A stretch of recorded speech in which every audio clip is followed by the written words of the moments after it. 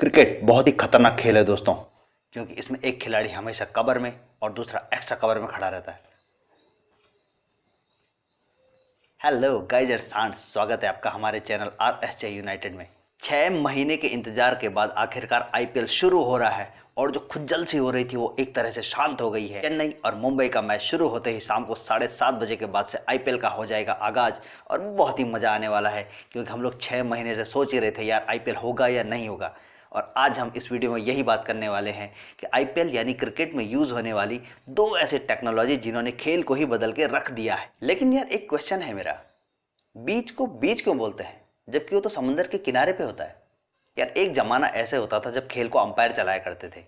Umpire की जो मर्जी डिसीजन होता था उसमें क्रिकेटर कुछ नहीं कर सकता था। लेकिन बदलते ज़माने के साथ खेल भी बदलता चला गया और बदलती गई गेम की ज़रूरतें, तो ऐसे में कुछ टेक्नोलॉजी का प्रयोग करना बहुत ही अनिवार्य हो गया। और काफ़ी कुछ ना नुकुर के बाद इंडियन टीम ने भी इन चीज़ों को अपना लिया और अब इंडिया की दुनिया की सबसे बड़ी क्रिकेट लीग यानी आईपीएल में भी ये टेक्नोलॉजी इस्तेमाल होती हैं। पहली टेक्नोलॉजी है हॉक आई, HAWK, हॉक आई। जब तक महेंद्र सिंह धोनी इंडिया के कैप्टन थे, पता नहीं क्यों इंडिया इस टेक्नोलॉजी को अपनाने में ना नुकुर करता रहा। हालांकि इंटरनेशनल क्रिकेट में ये काफ़ी समय से चली आ रही है। इस टेक्नोलॉजी का आविष्कार करने वाले थे पॉल हॉकिंस। 6 कैमरे होते हैं और वो बॉल को अलग अलग एंगल से ट्रैक करते हैं। खासतौर से LBW जैसे क्लोज डिसीजन में ये देखा जाता है कि क्या बॉल स्टंप के लाइन में हिट कर रही थी और क्या वो गेंद सीधे जाके स्टंप से टकराती कहीं लेग स्टंप या ऑफ स्टंप के बाहर की तरफ तो नहीं थी, इम्पैक्ट लाइन में तो था और बॉल कहीं स्टंप्स के ऊपर से तो नहीं गुजर रही थी। इसके बेस पे ये देखा जाता है कि क्या अंपायर ने अपना डिसीजन दिया है। अक्सर देखा जाता है कि जब बॉलर गेंद करता है और विकेट के सामने गेंद बैट्समैन के पैड पे लगती है तो बॉलर LBW की अपील करता है।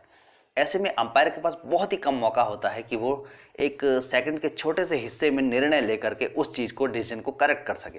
अंपायर भी इंसान होते हैं और गलती इंसानों से ही होती है, तो इसी गलती को करेक्ट करने के लिए हॉक आई टेक्नोलॉजी का इस्तेमाल किया जाता है।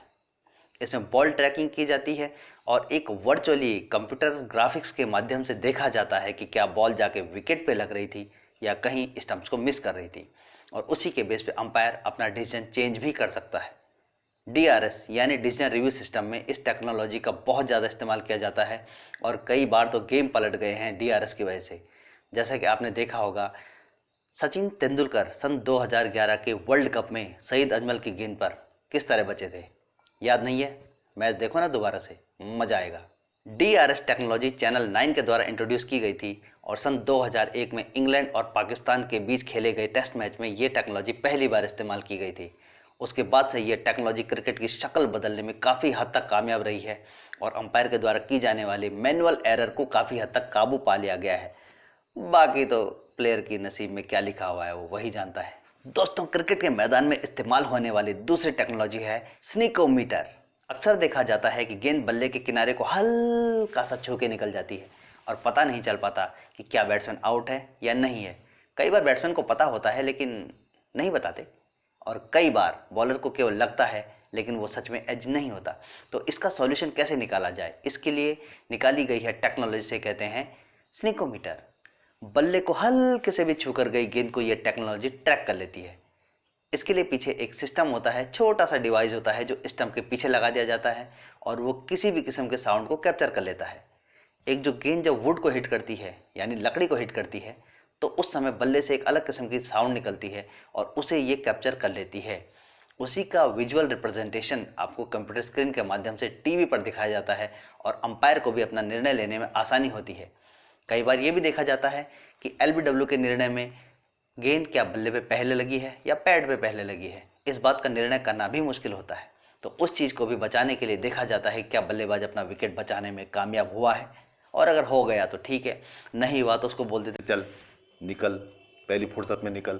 स्नीकोमीटर तरंगों को पकड़ लेता है और जिस तरह का भी साउंड होता है उसके अनुसार दिखाता है कि क्या गेंद बल्ले पे लगी है, पैड पे लगी है या बल्ला जमीन पे लगा है, और उसके हिसाब से स्नीकोमीटर उसका एक रिप्रेजेंटेशन आपकी स्क्रीन पे दिखा देता है।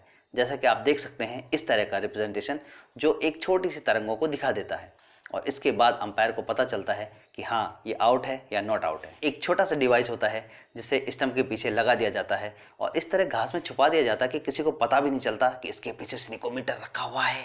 पता भी चल जाए तो क्या हो जाएगा यार। स्नीकोमीटर गेम को बदलने में पूरी तरह से सक्षम है। कई बार गेंद बल्ले को इतना हल्का सा छू के निकल जाती है कि बल्लेबाज को भी पता नहीं चलता, और बॉलर को तो जब भी बॉल बैट के पास से गुजरती है तो यही लगता है कि एज लगा हुआ है। इसके अलावा कई बार ऐसे भी मौके आते हैं कि जब एलबीडब्ल्यू का डिसीजन है और ये देखा जाता है कि बॉल कहीं बैट पे तो न लगी है, और जब ये देख लिया जाता है कि गेंद सीधा पैड पे लगी है, बल्ले को कोई कांटेक्ट नहीं हुआ गेंद का, तो इसका मतलब बैट्समैन एलबीडब्ल्यू आउट है।